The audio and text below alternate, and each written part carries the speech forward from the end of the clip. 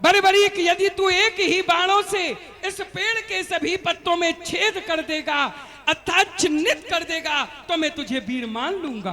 बस इतनी सी बात। ये भी सही है बरबरीक। यदि आज इन पत्तों में छेद करने मात्र से महाभारत जैसा विशाल युद्ध रुक जाता है तो निर्णय तो तुम्हारे ही द्वारा हो जाएगा और इतने योद्धा मारे भी नहीं जाएंगे। ठीक है, इस वृक्ष के पत्तों की बात है, क्षण मात्र में कर दूंगा ऐसा तो ठीक है। अरे ओ बरबरीक, उठा अपना धनुष और एक ही बाण से सभी पत्तों में छेद कर देखा। यदि बरबरीक ने इन पत्तों में छेद कर भी दिया, मैंने एक पत्ता तोड़ करके वृक्ष का अपने पैर के नीचे दबा लिया है।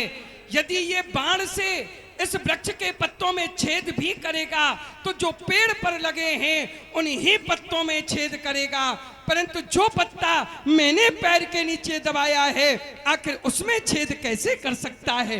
देखता हूं, चला बाण और दिखा। बाण से पीपल के हर पत्ते में छेद किया।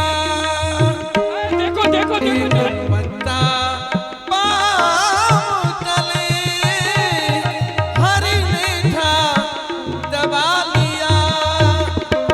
जब बाण वहाँ पहुँचा तो माधव हुए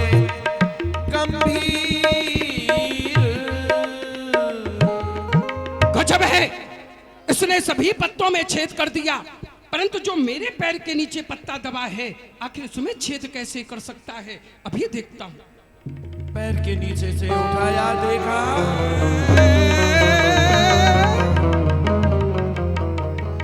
ये क्या किया। मैं स्वयं जगत नियंता जगदाधार सृष्टि का रचेता परब्रह्म परमात्मा जो मेरे पैर के नीचे दब गया, उन पत्तों में भी उसने छेद कर दिया।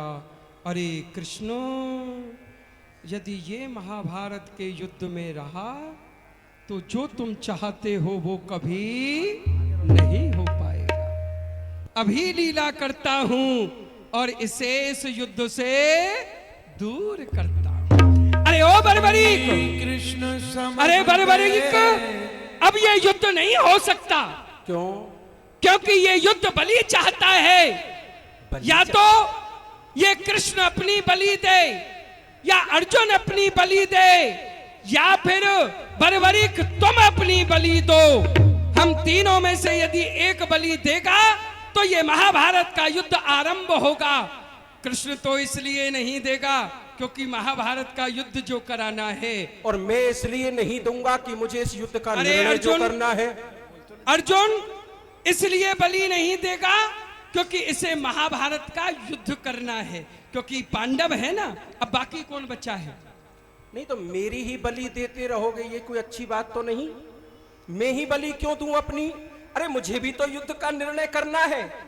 अरे बरबरीक, आज यह कृष्ण तेरे से कुछ चाहता है, क्या तू कृष्ण को कुछ दे सकता है?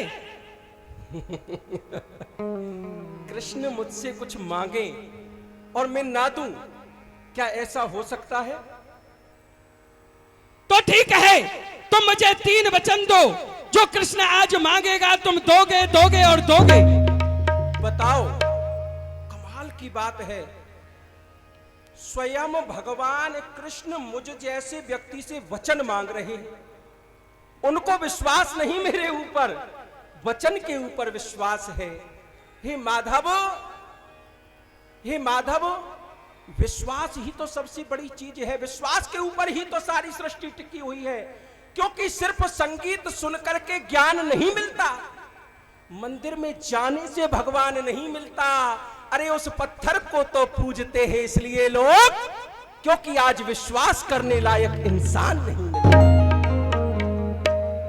महाराज, फिर कहते हो वचन दूं, आपको मुझ पर विश्वास नहीं, आपको इतना विश्वास नहीं कि मैं आपसे कितना प्रेम करता हूं। अरे आंखों में ही रहा, दिल में उतरकर कभी नहीं देखा, कश्ती के मुसाफिर ने कभी समंदर नहीं देखा, पत्थर ही समझता रहा मुझको मेरा चाहने वाला। मैं तो मोम हूं, तूने मुझे छूकर नहीं देखा। एक बार छूकर को तो देखते। रही मेरे प्रेम की बात माधव, तो गिरे जब फूल पर शबनम, जब ओस गिरती है ना पत्ते पर, तो पत्ती में नमी नहीं आती। गिरे जब फूल पर शबनम, तो पत्ती नम नहीं होती। अरे मेरा कलेजा चीर कर देखो, मोहब्बत कम नहीं होती। ये तो प्रेम की बात है प्रभु। रही वचन की बात, आप मुझसे वचन चाहते हो प्रभु, तो मैं सब कुछ दे दूंगा अपना। कर दया दान दिल,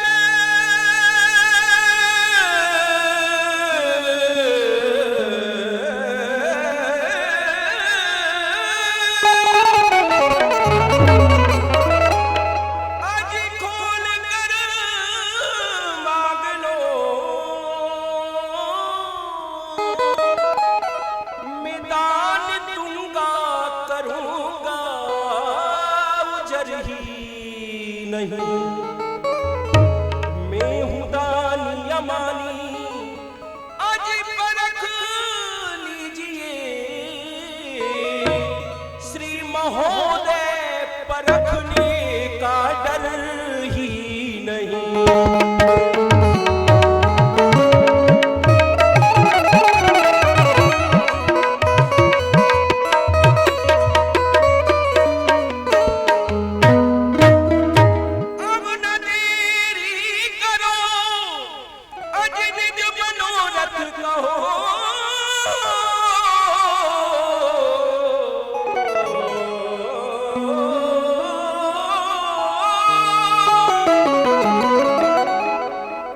बताए मुझे हो खबर ही नहीं। गर्ज मांगो मेरी सल्तनत सब प्रभु, गर्ज मांगो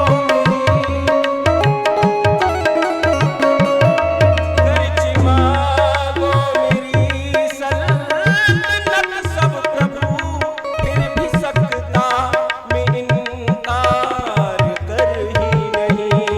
गर्ज मांगो मेरी,